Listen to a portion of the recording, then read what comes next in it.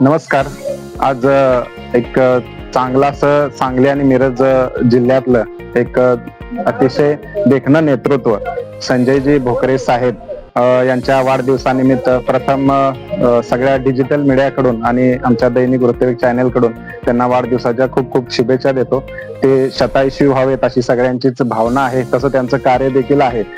आज सामाजिक आणि राजकीय क्षेत्रात काम करत असताना भोकरे साहेबांनी असा एक आदर्श घालून दिलेला आहे. शैक्षणिक क्षेत्रातली त्यांची प्रगती आता आपण सगळेजण बघतच आहोत.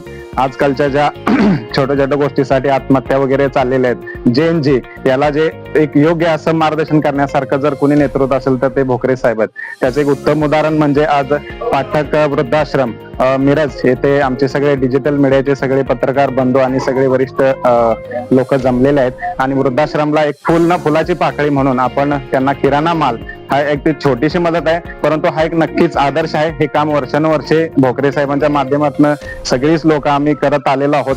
तसेच वृक्षारोपण, आता आज सगळ्यात जास्त मोठा प्रॉब्लेम आहे तो ग्लोबल वॉर्मिंगचा.